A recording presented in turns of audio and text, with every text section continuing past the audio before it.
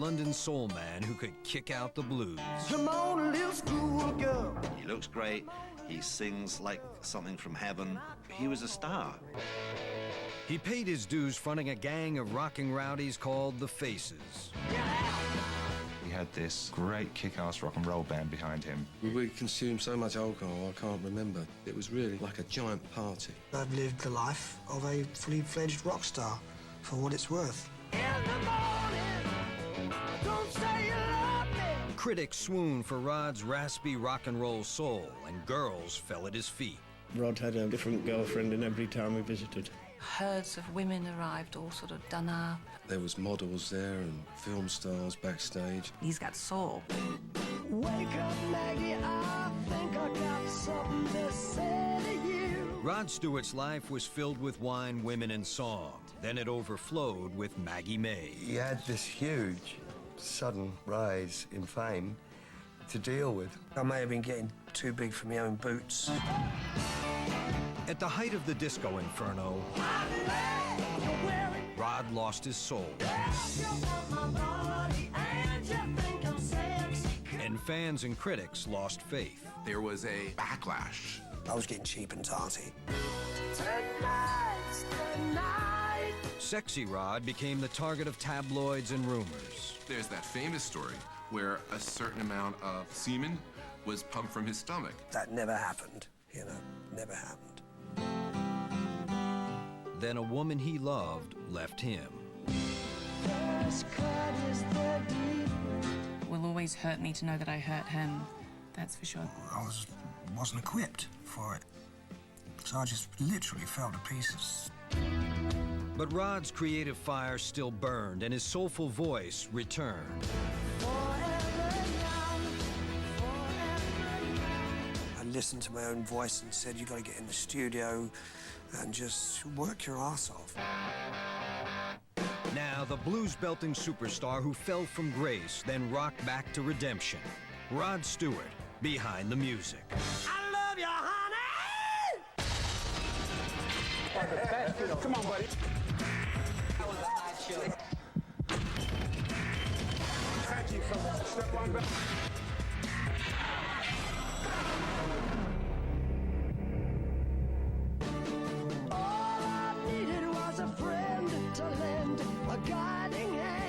Rod Stewart was a rising young rock and roll idol in the fall of 1971, with a #1 song and a #1 album on both sides of the Atlantic. It's late September and I really should be back at school.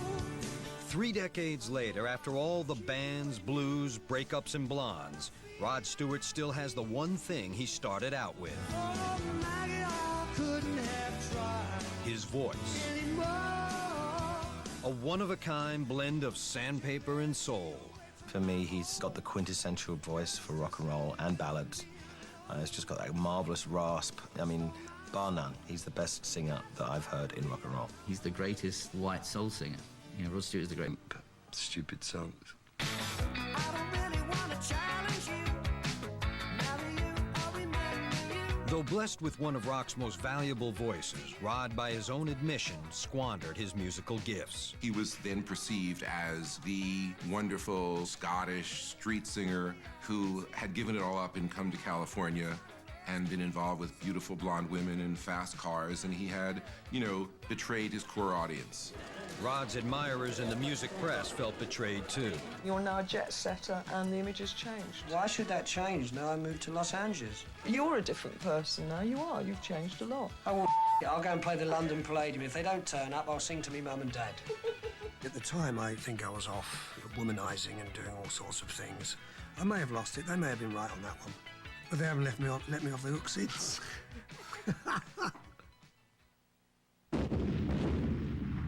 German bombs were falling on London in January of 1945 as the end of the Second World War approached. Amid the terror and chaos in the working-class suburb of Highgate, Bob and Elsie Stewart were expecting their 5th child. They huddled in their backyard bomb shelter with their 4 children, preparing for the new arrival.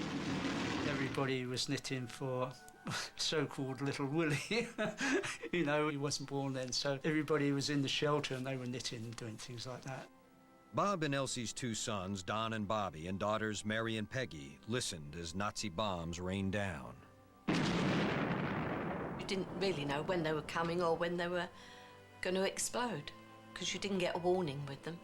They just come straight over. On January 10th, 1945, a bomb blasted a nearby neighborhood, claiming 14 lives. That day, Rod Stewart was born. Though Rod's father raised his family in London, Bob Stewart was bound, heart and soul, to his native Scotland. His Scottishness was an influence on me because he had a really hard upbringing. He ran away to sea when he was 16, and he settled in England when he was about 19, became a plumber. The Stewarts worked hard, but they knew how to enjoy themselves. We had a lot of parties. It was really wonderful. Everybody used to sing Al Jolson songs, so I can sing every Al Jolson song in the book. By the mid-1950s, American rock and roll had invaded England, and Rod was inspired by another Yank singing star. My big brother bought Little Richard singing The Girl Can't Help It, and I remember trying to sound like Little Richard. The king of rock and roll was in Europe, serving in the U.S. Army in 1959, when 14-year-old Rod got his first guitar. My dad came home with a guitar, and he said, you know, I hear there's some money in this, my son. So that was it. I started playing guitar. Rod enjoyed making music, but he really got his kicks playing soccer. I grew up in an absolutely mad soccer family. I mean, my dad used to run 3 teams. All 3 of us played football, and I think probably Roddy was the best footballer out of the lot. Definitely was. Couldn't have been a ballet dancer or anything like that. I had to play football, and I wanted to. But my dad wanted one of his sons to be professional. By 1961, 16-year-old Rod was on the way to fulfilling his father's dream when he signed on as an apprentice with the Brentford Soccer Club in West London. When he joined Brentford, I thought, you know, he would make it and he would go all the way. But after a few weeks, Rod quit the team.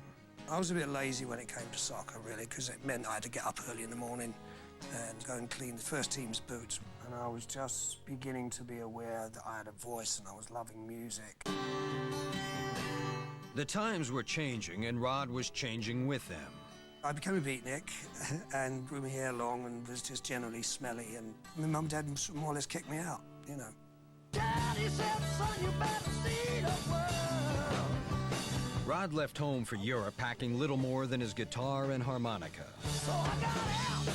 It was a wonderful experience for me, just roaming around Europe, and didn't last very long because I was sleeping under the bridges in Paris, and it started getting really cold.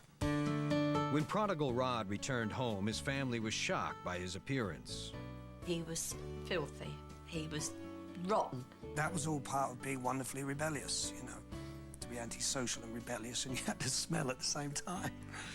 God. And I remember Dad stripping the clothes off him and throwing him in the bath. His hair was all and burnt the lot, burnt all his clothes and everything. I was told on more than one occasion by my dad to give him a good roasting, give him a good talking to, and tell him to get a decent job, which I did.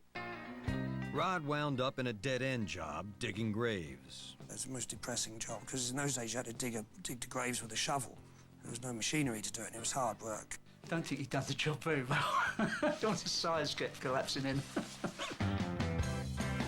By 1963, 18-year-old Rod turned in his shovel, cleaned up his act, and began to take music more seriously. I completely changed to a mod, you know, cut my hair off and love smart clothes. Beatlemania was sweeping the globe, and London was the swinging center of a revolution in music and fashion. It was truly the Austin Powers period of London, swinging London, etc., etc. You'd run into, like, The Move and The Action and The Who, and, you know, Drink with Long John Baldry and all the nutcases of the time. We all socialized together. I mean, the Beatles, the Stones, the Kinks, you name them. By that time, I was really singing great, so it was only a matter of time, I thought, before, you know, I had to get into a band. On a cold night in January 1964, Rod got into a band. I was on the train station coming back from Twickenham into London and was playing on my harmonica and singing a blues song, and John was on the other station. Long John Baldry, a popular English blues band leader, was listening. I heard the sounds of Howling Wolf's harmonica riff from Smokestack Lightning. Anyway, it was he, his lordship, sitting there on the platform waiting for the same train. So I said, well, would you like to come down and play a couple of songs with the band? Having no idea that he sang as well, I was inviting him to come down and play the harmonica. And I said, yes, this is the breakthrough I've been looking for. 2 days later, on the day before he turned 19, Rod joined Long John Baldry and his Hoochie Coochie Men. He said, do you mind if I sing a couple of songs? I said, no, sure, go ahead. He was a nervous wreck, but he went down so well. I offered him a job there and then. In the blues tradition, Rod opened the show before Baldry made his entrance. I went to see the Hoochie Coochie Men, featuring Rod Stewart, who came out and did 2 or 3 songs with the biggest hairstyle and the most incredible outfit and clothes and stage presence and confidence and cockiness, and then this great voice. Club promoters dubbed him Rod the Mod. So we adopted the title, you know, Long John Baldry and his Hoochie Coochie Men, featuring Rod the Mod Stewart. But Rod the Mod wanted a recording deal of his own. 4 or 5 record companies all turned me down. They said, well, your voice is too gruff, and you don't look standard, you don't look pretty enough. But by the fall of '64, 5 years after getting his first guitar, Rod Stewart had landed a solo deal with Decca Records. Come on, little schoolgirl. Come on, little schoolgirl. In October, Rod released his debut single, but Good Morning Little Schoolgirl failed to dent the charts. That same month, the Hoochie Coochie Men broke up. Tell your mother and your papa, I once was a schoolboy too. Despite those dual disappointments, 1964 had been a big year for Bob Stewart's youngest son. Bigger years lay ahead. Coming up, Rod faces the music. Great guys having a great time producing marvelously ragged music. And later, the story behind a classic hit. Maggie did exist. She was the first one I ever had sex with. When Behind the Music continues. Introducing Rod the Mod and me. Introducing Rod the Mod and me hit it off right from the start. He came up to me, he had a black eye for some unknown reason, and he said, "Hello, face. How are you?" It was strange that we ended up in the Faces later on. By 1964, 19-year-old Rod Stewart's pub-rocking soul and flamboyant style had earned him the title of Rod the Mod. After a brief stint with a London blues band called the Soul Agents, Rod joined with his former band leader, Long John Baldry, in an all-star group called Steam Packet, also featuring organist Brian Auger and singer Julie Driscoll.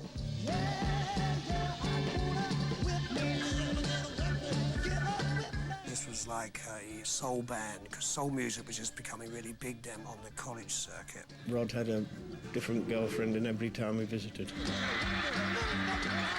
Brian Auger and the Steam Packet was one of the best bands I've ever seen in my life, because Brian Auger is an incredible organ player.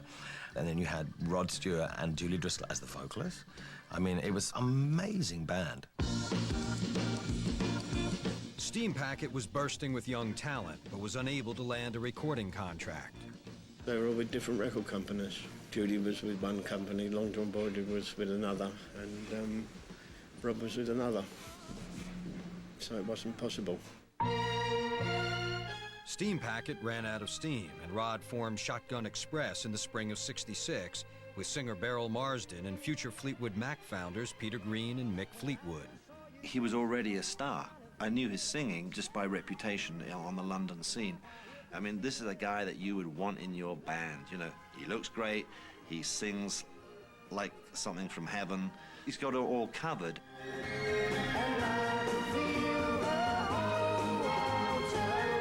For Rod, looking good was no small part of the job.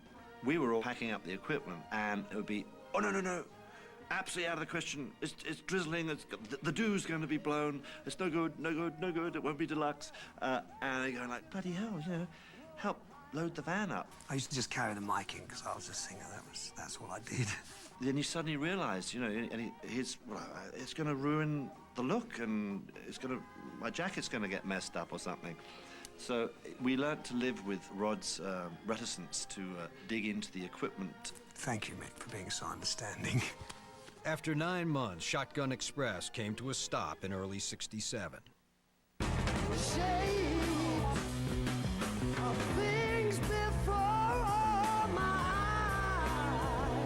That February, former Yardbirds lead guitarist Jeff Beck asked 22-year-old Rod to join his band. We just were going to play Chicago blues, you know, and it just took off, you know. Rounding out the Jeff Beck group were drummer Mickey Waller and bass player Ron Wood. It felt like home because of the blues and the soulful elements. Rod and Ron Wood quickly developed a special chemistry. He's like a brother. I mean, we both have the same nose and the same haircut, and we have the same sense of humour, which no one else in the world seems to have. Everyone says, why are you shouting? Why are you falling over? Why are you taking your trousers down, you know? We used to camp it up a lot and do all silly things and really get dressed up for the shows. The Jeff Beck group made their first U.S. appearance at New York's Fillmore East in June of '68. You can rock me all night long. I was just petrified. I said to Woody, I can't go out. And I did the first song behind the amps. We'd sort of lure him out during the song, come on. I looked over the top of the amps and the audience were going wild. They loved it. So that was it. I went, oh, they like us. I'll go out the front now. We couldn't believe how well it went down. That was just the ideal combination. Style, great music, a great visual. And we had it all. In the summer of '68, the Jeff Beck group recorded what was to become a classic album, Truth.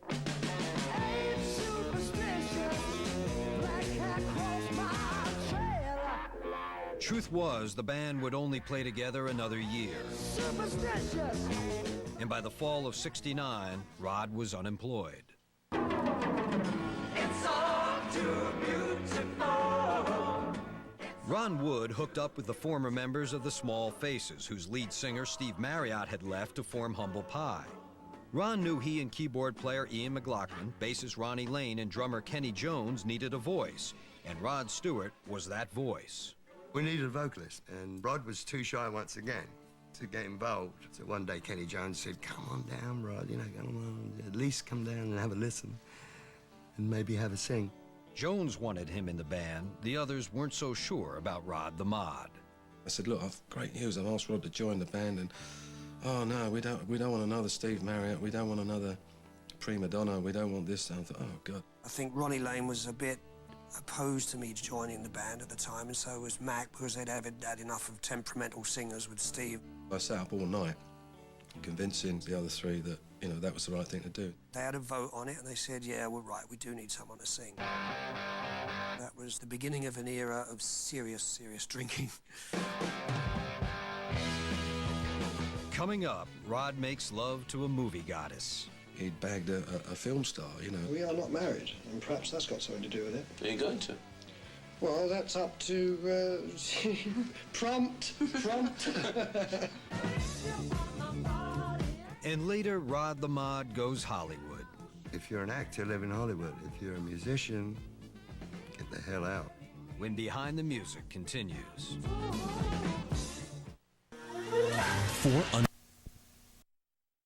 Today,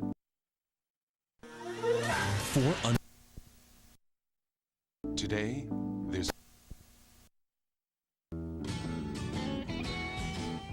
24-year-old Rod Stewart found a group of rocking soulmates in the fall of '69 when he joined forces with Ron Wood, Kenny Jones, Ian McLaughlin, and Ronnie Lane.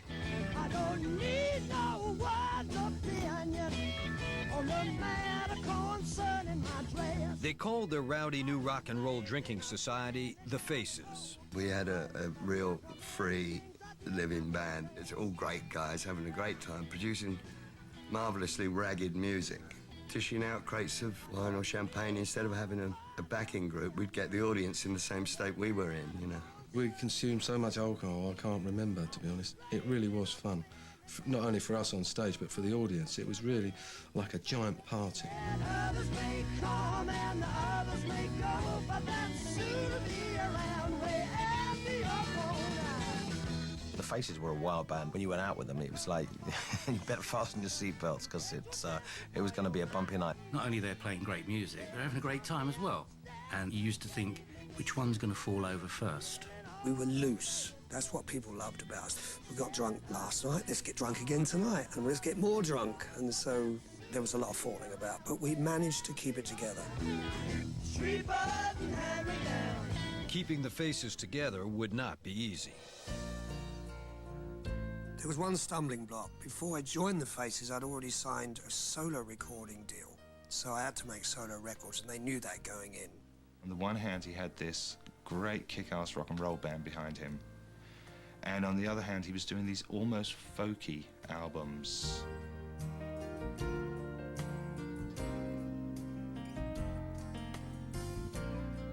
Just months after joining the Faces, Rod released his first solo album with the help of Ron Wood. He needs a kick up the arse from me, and that's what I give him. And when I give him it, he sings excellent. We weren't anticipating great sales at all. I love the album, but, you know, I thought this is too off the wall. The album failed to chart in the UK, but it reached number 139 in the US. I remember I got a phone call from the record company. They said, "You've sold 50,000 albums." I went, "Do what? 50,000 albums? There's 50,000 people like my voice. That's amazing." A year after his modest debut, Rod released a soulful second solo album in the fall of '70. Gasoline Alley cracked the US top 30 and impressed the critics as well. I was very aware of the blues and very aware of American folk music, and, you know, being British and that whole combination was extraordinarily interesting, and I think that's what the critics got onto. I think I know now what's making me sad. It's a yearning for my old backyard. Those albums are good. They're just humble, honest albums. Humble albums is a good word because we didn't know what we were doing. We were just making as good songs as we thought we could do. The Faces' first album had also met with moderate success that year, but there was concern within the band that Rod was more interested in his own records. I don't think we had a lot of good quality songs. I mean, basically, the songs were ending up on Rod's album, all the good songs. The second Faces album outsold the first, easing some of the band's fears. And as their popularity grew, so did their legion of female fans. We attracted fantastic women. Most of the audience were women. There was models there and film stars backstage and God knows what, you know. There used to be all these great girls, party girls. And, "Oh, I saw Jimmy Page last night, you know, now I'm with you." I was like any red-blooded male, I suppose. I was enjoying my so-called stardom and enjoying what it brought, which was inevitably girls, and why turn it down, you know? Londoner Dee Harrington was shocked by the flocks of groupies. Herds of women arrived, all sort of done up and glittery stuff on, and Rod seemed to sort of peel women off him. And then he came and asked me to dance, and that was the beginning of our relationship. Rod and Dee became a regular item, but Rod had a more fleeting affair in mind when he wrote a song called Maggie May for his third solo album. Maggie did exist. She was the first one I ever had sex with, and I was probably around, I would say, 16. She must have fancied me because she just dragged me inside her tent, and I put it in, and it lasted about 20 seconds. Rod's song would have far more staying power. Wake up, Maggie, I think I got something to say to you. Ironically, Maggie May was on the B-side when the first single off Every Picture Tells a Story was released. It was a disc jockey in Cleveland, I believe, that turned it over, and that was it. But I feel I'm being used. Oh, Maggie, I couldn't have tried anymore. In October of '71, both the single Maggie May and Rod's third album topped the charts in America and Great Britain. My dad could walk down the street with his cigar and always go, "Oh, your son's at #1, Mr. Stewart." "Yes, he certainly is." And he was very proud, very proud. 26-year-old Rod Stewart's life was changed forever. All I needed was a friend to lend a guiding hand. He was still Rod, but he had this huge sudden rise in fame to deal with. The Faces would have to deal with Rod's growing stardom too. It was not very nice to see for the first time when you get to a gig and you look, you know, the billing was Rod Stewart and the Faces instead of the Faces. It's like, well, we haven't got a separate singer, you know, it's a band. You could sense going to a Faces show, the tension had set in. There was this kind of what I would call the bubbling resentment that, you know, Rod's a big star and he's on the front page of the tabloids. I think I came through it pretty unscathed. I don't think it changed me radically. I think when the money started coming in, now that may have changed me. Rolling in royalties, Rod bought himself a royal mansion from an English lord. He called me up and he said, come and have a look at a house I've bought. And I can see it as plain as anything, laying on the floor in the hallway with his arms and legs up, shouting, "It's all mine, it's all mine." He was really conscious about the fact that this was such a vast place and we could just never find each other. We were a very new relationship. We moved on January the 1st at the beginning of the year, and we'd only met in the summer of that year. As 1972 rolled around, Rod Stewart was now living among rock's elite. Rod became very successful in America about the same time as me, probably a little bit before. Rod and I have always had this intense rivalry, but at the heart of it, we've also had this incredible friendship. Rod's wave of success swept up the Faces, and as their third album went top 10, their perpetual party kicked into high gear. I look at what bands get up to nowadays and I think, hold on a minute, we've done all that before. You know, the old hotel thrashing and all those things, everything. And we were like a family. You know, we were really close mates for 3 or 4 years. With and without the Faces, Rod Stewart was an established superstar by 1975, and his elevated status would bring personal and professional changes. I had to leave the UK because the taxation in those days, you know, was, I think, about 88 cents in the dollar.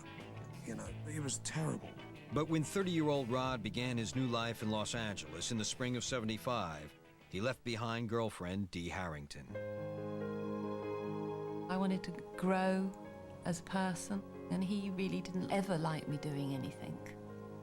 He used to say to me, "You can't go out to work because everybody will say, look at that man in that great white house, he sends his wife out to work."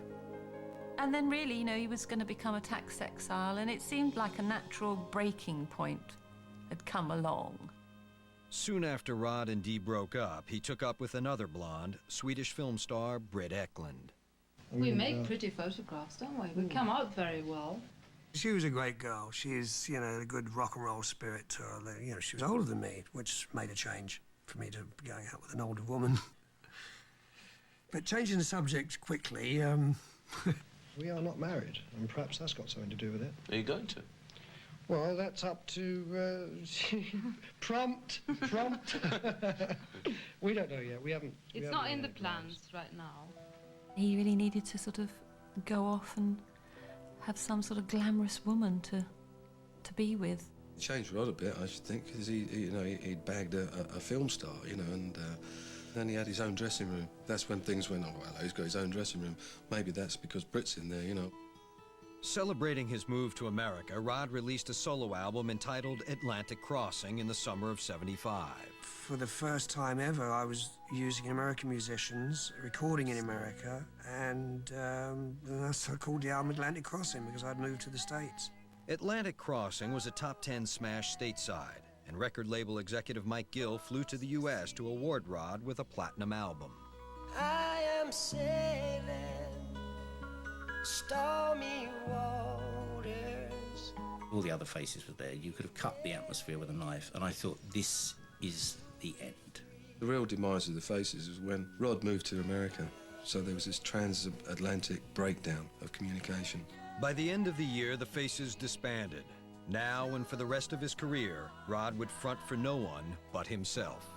Even when Maggie May was huge in 1971, wanted to stay with the band, I don't think I ever did convince them. I always wanted to be a band member, and I swear from my heart, that's all I wanted to be. If I'd have been a member of the Faces for the rest of my life, that would have been happy.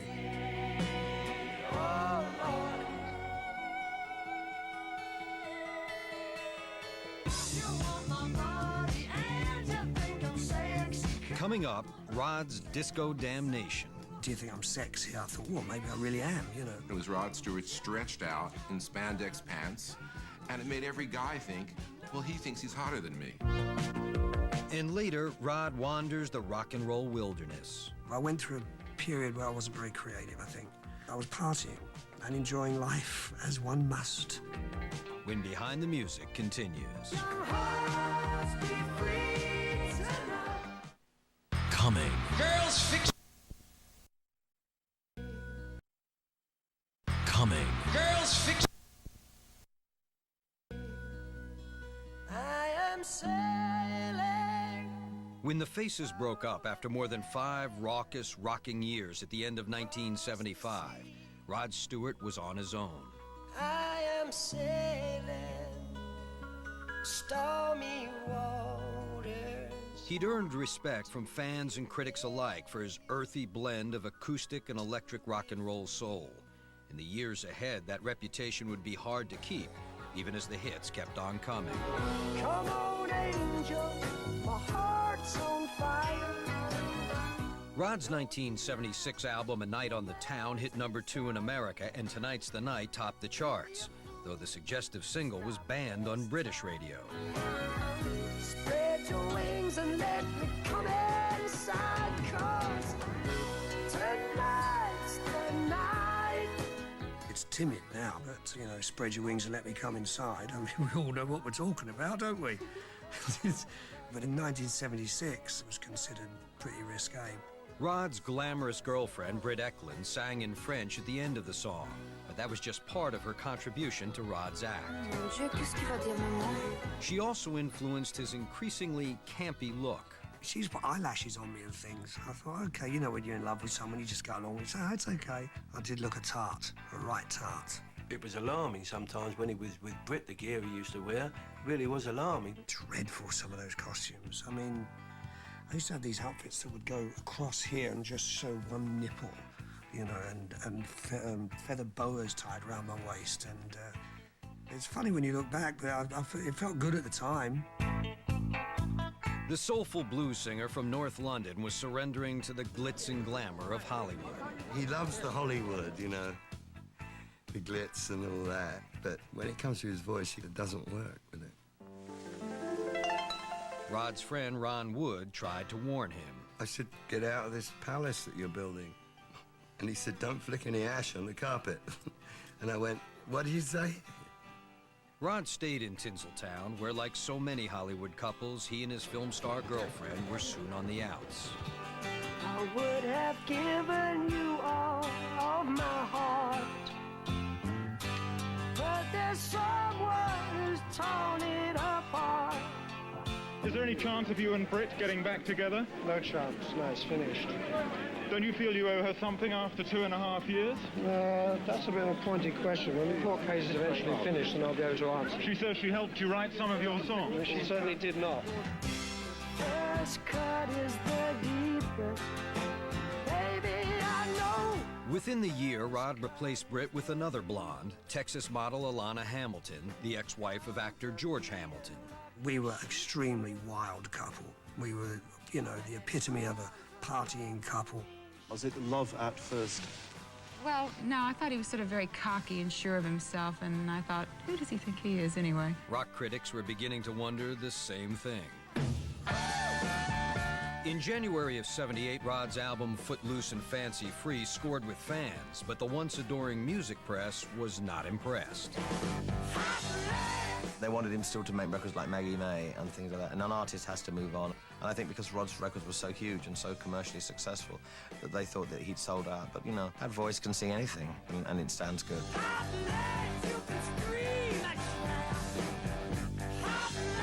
I may have been getting too big for my own boots. I love you, honey! You know, and started believing my own press that I was like this amazing, you know, sex symbol, you know, whatever it was. I was just getting really cheap. I was getting cheap and tarty. Then at the end of the year, the soul man descended to the depths of disco.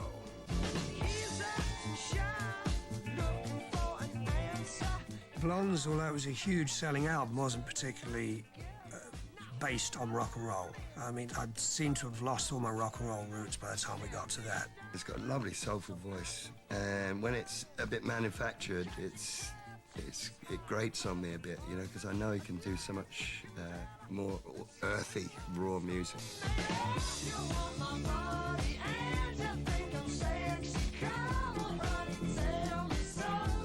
I'm just glad I wasn't there during Do You Think I'm Sexy and all that kind of thing. Do You Think I'm Sexy was #1 around the world. But while Rod won millions of new disco fans, rock critics condemned him. Because they know what Rod can do and what he wasn't doing. I remember saying to myself, I think they're actually right, you know. And I was believing everything I read about myself. Do you think I'm sexy? I thought, well, maybe I really am, you know. So I just got carried away with the image. For many of his early fans, Rod the Mod had lost his soul in a highly commercial act of artistic suicide. You know, he was this great rock icon that was doing this sort of silly song. The Do You Think I'm Sexy tour, it was Rod Stewart stretched out in spandex pants, and it made every guy think, well, he thinks he's hotter than me. The mistake was that everybody thought I was actually singing about myself. You know, I think if you listen to the song, it's in the third party, but, you know, it didn't get perceived that way. The sexy superstar shocked his public even more in April of '79 by suddenly marrying Alana Hamilton. I remember I spoke to my dad and I said, Dad, I'm getting married. And he said, what? You're only 35. Wait another 10 years. I think between Alana and I, there was a bit of a rush to judgment there. We maybe should have just, you know, romanced each other for a while. Then, as Rod and Alana honeymooned in Italy, a rumor began to spread. There's that famous story. Rod had collapsed and been rushed to a hospital where a certain amount of, how do you say, semen was pumped from his stomach. When we actually found out about the so-called bloody stomach pump, I was actually on honeymoon. Trust me, it couldn't have possibly have happened, but it didn't happen. I mean, just look at me, guys. I'm just too straight. Even as he sold more records than ever, Rod's reputation was suffering. In the years to come, Rod Stewart would seek to reclaim his rock and roll soul.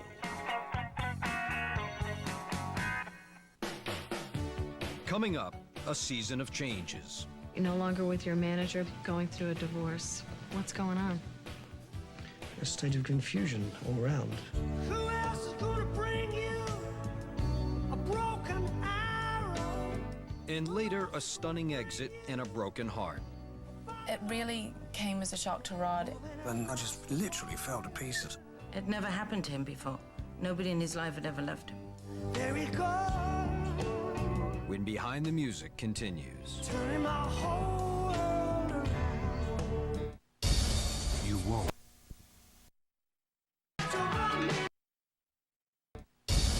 You won't.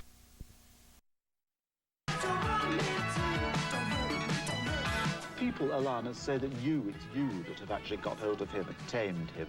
I don't think there's anything to do with taming him. I just think that maybe getting married and having children, you'd rather spend more time with them than be out in nightclubs or up all night.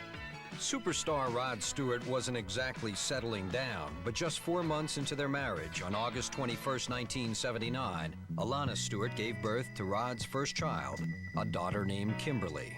My favorite thing to do is go on stage. I was like, oh my God, Dad, please put me on stage. Like, please put me on stage. Like, I loved it.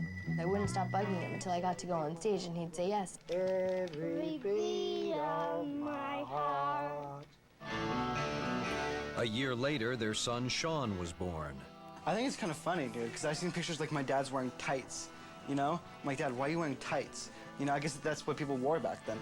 He would come out in these outfits, like fluorescent pink polka dots with yellow and black and burgundy checkered pants. I'd be like, Dad, you have to change. This is so embarrassing. As he strutted his way across the world's concert stages in 1982, 37-year-old Rod was torn between the conflicting roles of rock star and father. In the early days, I think I was under the illusion that if you were a father and a devoted husband, that it would ruin my image. Don't let them put you down, don't let them push you around. Rod's rock hero image had already been dealt a blow by his flirtation with disco. Is there anything you would do differently if you had it to do all over again? Oh, millions of things, millions of mistakes that I've made. Sometimes I wish I'd never recorded You Think I'm Sexy, but everybody, the public love the song, so that's what counts. In a bid to reclaim his rock and roll reputation, Rod overhauled his management team in the spring of '82. A year later, agent Arnold Stiefel became his manager. Rod and I talked about building a rebirth kind of thing to recapture his audience and find out what his audience was going to be for the next chunk of his career. It was a time of profound change for Rod on a professional and personal level. He and Alana separated in '83. We were great fun together. It's just one of those things, once we got married, it all changed, you know. I'm not blaming it all on her. I take responsibility too. Alana has been quoted in the press as saying that she was real angry at what she called your, and I quote, swinging lifestyle. Did she say that? It's very unlike her to use such old-fashioned 60s expressions like swinging lifestyle. But of course, you know, a few years later, I went and did it again. Don't rush into marriage, I should have said. But I went and did it again a few years later. Heart stronger than the mind. Well, I give my heart again, I know it's gonna last forever. Rod's heart fell for another Texas beauty in '83, fashion model Kelly Emberg. I thought, what a sweet guy. I feel so sorry for him. He's going through this divorce. You know, he has writer's block. I saw his sensitive side, and I fell in love with him, I guess. Kelly joined Rod on tour and got an eye-opening view of Rod's rigorous life on the road.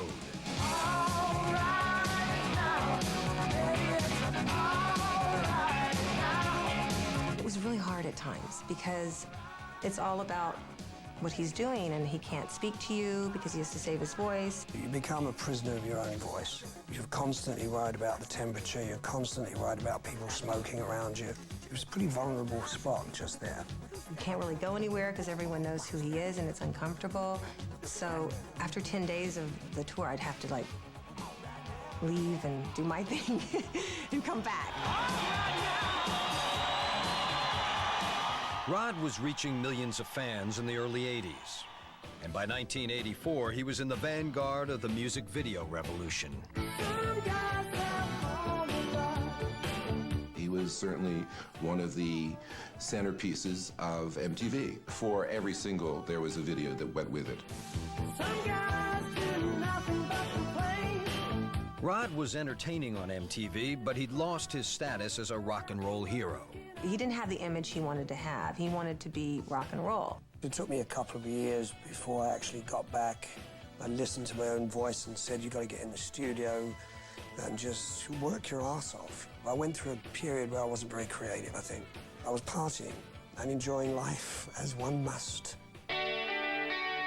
Reconnecting with his blues-based roots, Rod reunited with an old friend, guitar legend Jeff.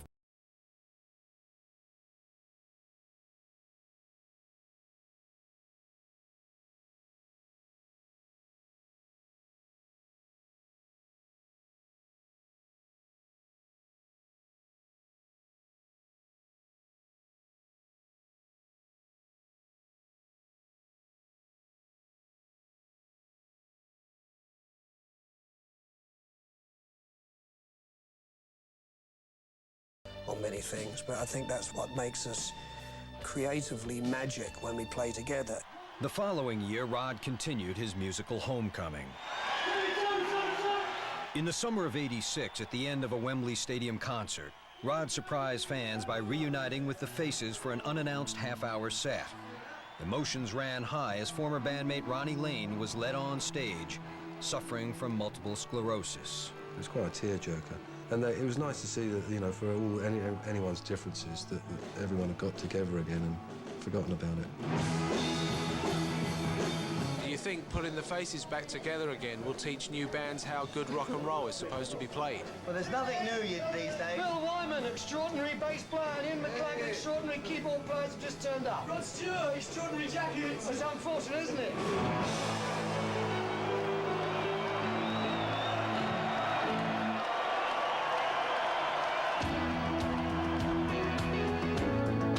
The following summer, Rod became a father for the third time when his girlfriend Kelly gave birth to their daughter Ruby.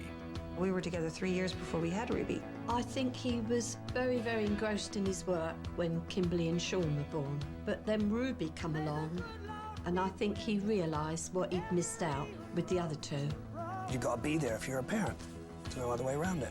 Kids come into your life, you start to get everything into perspective. You know that football results are not the most important thing in the world. That your kids' health and their happiness is. And do unto others as you'd have done to you. Rod continued his rock and roll renewal in the spring of '88 by winning back the critics with Out of Order, a top 20 album blessed with 3 top 20 singles. Forever young, forever young, forever young. That same year, Rod experienced a more personal triumph. When, with his father in the crowd at a Wembley Stadium charity match, he scored a goal for Scotland against England. To Kenny Dalglish again. Into Rod Stewart once more. Phil Parks is out. Rod Stewart has scored.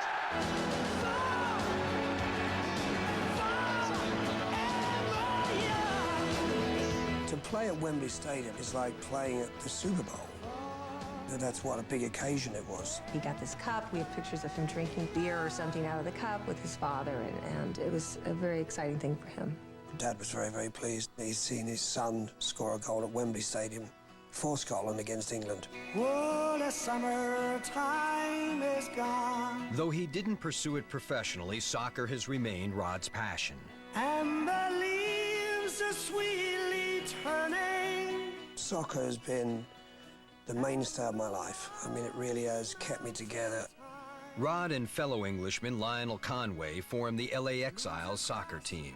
When we used to pick up teams, everyone would want to pick Rod first, not because he was a celebrity, but he was the best player.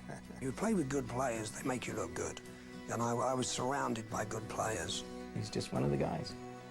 And on the field, he's just a right back. That's who Rod is. He's a right back. He could have been a good football player. He's very fit, he plays brilliantly. I mean, I don't play very well at all. So we've had huge arguments about football. And we'll all grow together. He considers football his love. I mean, he loves singing as well, but, you know, it can only go so far. Then football will take over from that. I love the camaraderie of it. You know, it's wonderfully grounding. I know that sounds an old cliche, but it is. It's tremendously grounding. He's got his own football pitch within his grounds, and he spent a lot of money on that.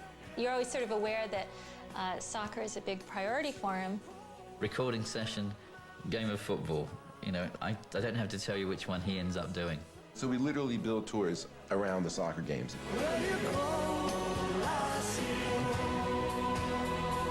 As the '80s ended, Rod was once again scoring hits on a regular basis in America. But his European sales were sluggish, so he approached the head of Warner Brothers in the UK, Rob Dickens. Rod said, "Why don't I sell records here anymore?" And I said, you know, you're an okay singer of okay songs, but you're a great singer of great songs. And I don't think you've done a great song in some time. And he said, "And you can find a great song?" And I said, "Yeah, I can find you a great song." He said, "Well, okay, then do it." Dickens knew the song to resurrect Rod Stewart's vocal soul. Outside another yellow moon has punched a hole in the nighttime, yes. I went over to his house in Epping with Downtown Train by Tom Waits. I played it once, and I said to Rod, "Don't say anything." And I played it again, and I played it a third time, because I just didn't want that immediate reaction. I wanted the song to sink in. Well, I see you tonight on a downtown train. I loved it because I could hear a melody in there that I didn't think Tom was singing. You know, and well, I see you tonight on a downtown train. Finished track to his sister Mary. And it just made me cry. And he said, "Oh, we've got a hit here, Mary's crying." Coming up, a love story becomes a legal battle. This old heart of mine been broke 1,000 times. It was on the news that I was suing him for $25 million. The women tend to go for the pocketbook. And Rod's world is all shook up. It was a horrible experience. I mean, I never want to go through another earthquake again. When Behind the Music continues.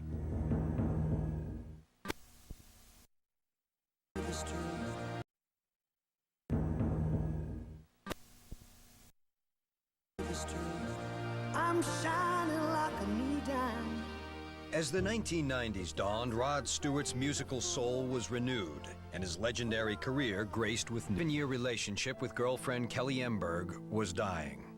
There had been affairs, and there had been things in the tabloids about things that he had been doing with other women. And he always had a reason, you know, he's like, oh, they just, you know, people are jealous of our relationship. But in the end, he didn't want to get married. Kelly and I were very close to getting married. You know, I just didn't quite do it. I just needed that little push. As you know, we didn't marry. Ha. If he didn't know after a baby in 7 years that we should be together, then I felt that we shouldn't. So that's basically why I left. Rod was served with a $25 million palimony lawsuit. It was on the news that I was suing him for $25 million. And I was shocked. I was so upset. I couldn't believe my lawyer would do something like this. It was very vulnerable and emotional, and I had no idea what the complaint said in it. I think when relationships are broken up, women tend to go for the pocketbook. They know guys don't like it. That's where it hurts. It wasn't something I ever wanted to do, and never really sued him for that.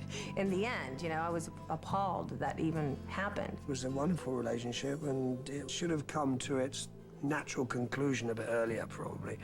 But we had a wonderful daughter together, and we're still great mates. After splitting with Kelly, Rod met supermodel Rachel Hunter in the summer of 1990. But when I first met him, actually, I was just, God, how old was I? I was 20. She was doing a Sports Illustrated video. It was being played on CNN all the time, and then one night I bumped into her on Sunset Strip. He just came up and put his face right in front of mine and made some odd comment, and I just started laughing, and then he just was imitating this exercise video that I'd just done for Sports Illustrated. I wouldn't say it was love at first sight, but she is, you know, still is a stunning woman. Soon, Rod and Rachel were serious about each other. On hindsight, I wish somebody had said, look, she's far too young, which she, of course she was. She was only like 21, and I was 45 at the time, I think. Having met what I thought was going to be the love of my life, and, you know, my dad had gone.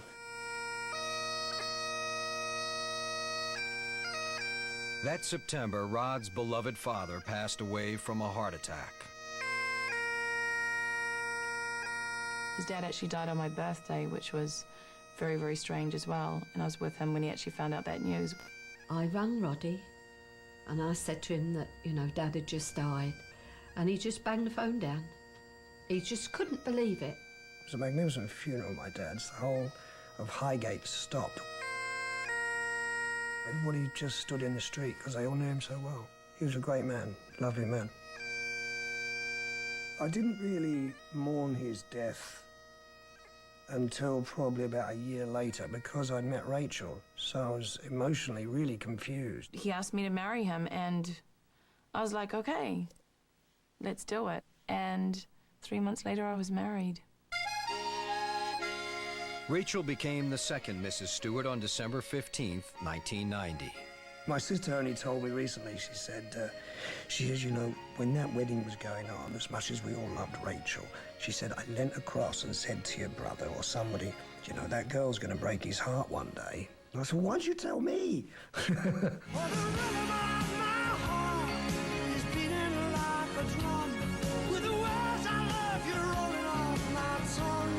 The next spring, Love was the inspiration for Vagabond Heart. Dedicated to Rod's late father, the album was a top 10 smash. 45-year-old Rod Stewart was still at the top of his game. Being at your peak now as a vocalist, is that luck or is that work? That would be a lot of hard work. The only luck that would come into it is I've looked after it. You know, I've got no polyps, I've got no terrible disease of the throat, as far as I know, anyways. You ready? Though Rod battled laryngitis on the Vagabond Heart Tour, it was an otherwise upbeat time for him.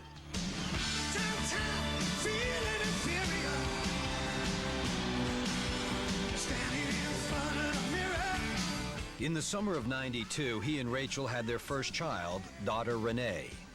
These are my girls. This is 2 of the 3 girls I have, and 2 of the 5 children of the last count I possess. Rod's children found the years had not dimmed their father's sense of humor. He had high heels on and this little skirt, in a wig, and he came in, and I was sitting on my bed crying, and I started laughing. My favorite part of my dad is his humor. Like, whenever you're sad or you're down, he, like, always cheers you up. You couldn't ask for a better dad than my dad. Seriously. And I'm not just saying that because the camera's on. The cameras were on in early '93 when Rod reunited with his old pal Ron Wood for a performance on MTV's Unplugged. And we haven't done this together since we recorded it 22 years ago. Most of the band weren't born. My wife was only one. If I listened long enough to you. I mean, to see him and Ronnie up there is just like, you know, seeing two brothers together. Still I look to find a reason to believe. And it just really came across as a very warm, fun evening. Have I told you lately that I love you? That is the one time when I got very emotional when I sung Have I Told You Lately, because I was so wonderfully in love with Rachel. And I just broke down at the end of that one. And people would ask me, was it genuine? It was absolutely genuine. Ease my troubles, that's what you do.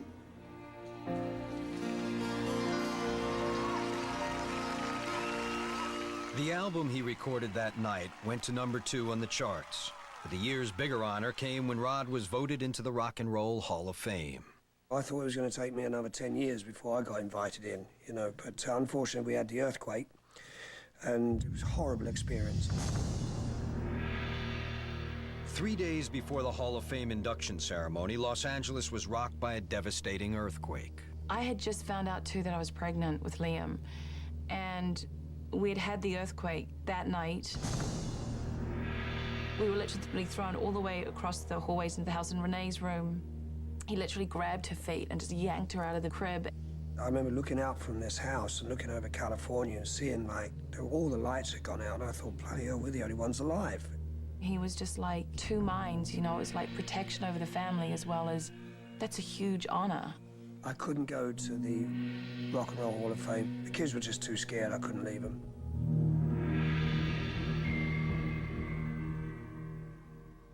On January 19th, Rod was inducted into the Rock and Roll Hall of Fame by Jeff Beck. He said, Rod and I have a love-hate relationship. He loves me and I hate him.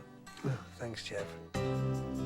To cap off a great year, Rachel and Rod's second child, Liam, was born. As the millennium came to a close, Rod seemed to have found a perfect balance between life as a family man and a rock star. But in January of '99, his young wife stunned him by walking out on their 9-year marriage. It was pretty instant. I mean, I moved out. And I think it has a lot to do with me being very, very young when we first met. And I had a lot of growing up to do. I wasn't equipped for it. So I just literally fell to pieces. I lost tons of weight. He didn't have any past experience to lean on and know that he was going to be all right. Everything became like you were in a dream. Nothing was real. I'd go and play football, and it was like everybody else were ghosts. It's the weird, surreal is the word I'm looking for, surreal.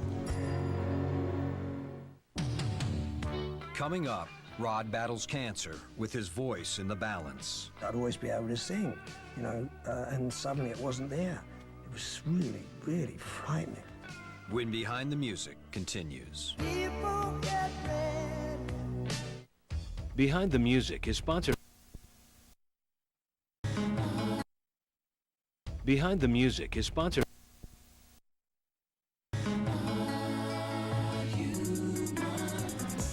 Any regrets from the 70s? Oh, not at all, no. I've got, please don't ask me about regrets. I have none whatsoever. I am one hell of a lucky bastard, I'll tell you. I'm just thankful for sitting here doing this interview. I could still be digging graves.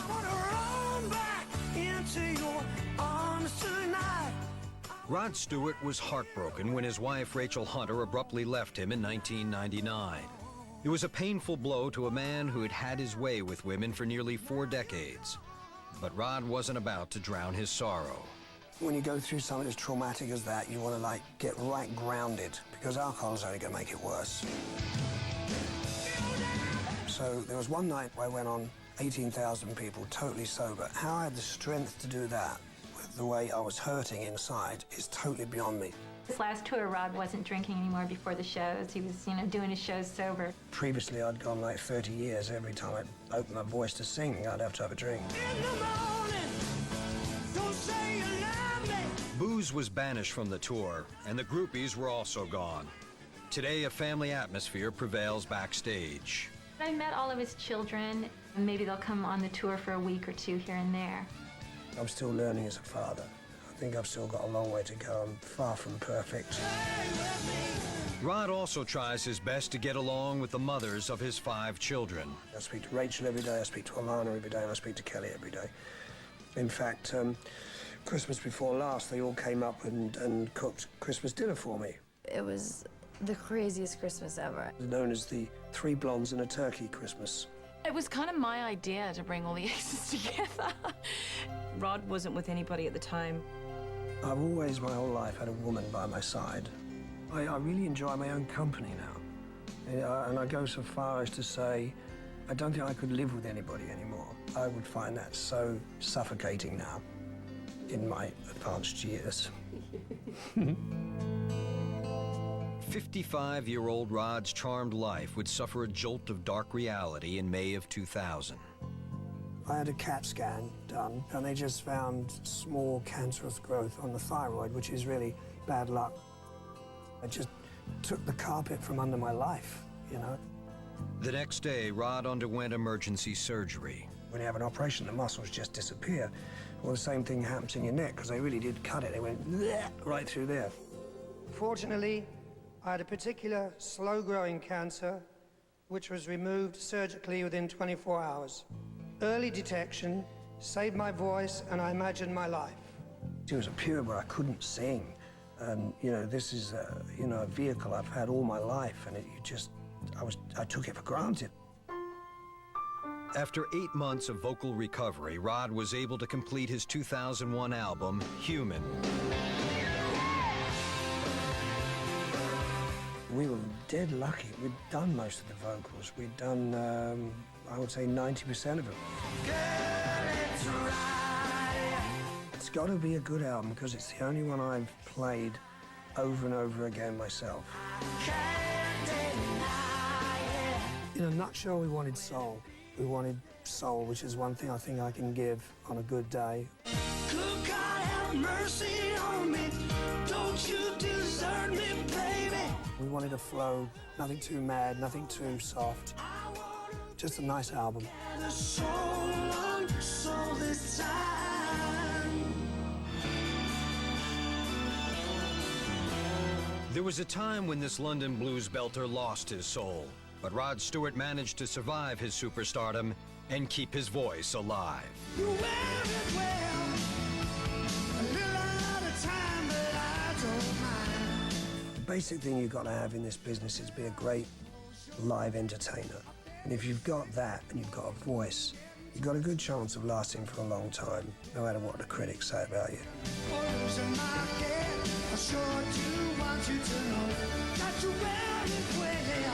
He loves doing concerts. He loves playing to an audience. I don't see him not doing it, I'll be pushing him out in a wheelchair. He just needs to work and make an album and feel good about himself, And also his lifestyle. I mean, he's got all these houses and stuff, something's got to pay the bills. He loves going on stage and he loves showing off like all performers do. But he also loves playing football and he loves his cars. He's got other things going on apart from his career. Everything that my dad does, he does it with full force. He loves what he does. You can rock and roll till you're 70, don't you think? Oh, there are some of them out there that must be 70 now. We'll see what happens. One tends to think that being a rock star doesn't actually go with being in your 50s, but it's how you carry it off. But as it is, I'm enjoying it, You never know how long that's going to last for.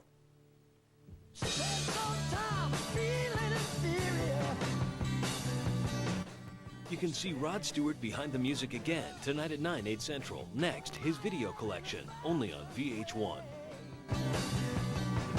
But I came out looking just the same. said, son, you better see the world. I wouldn't blame you if you wanted to leave. But remember one thing, don't lose your head.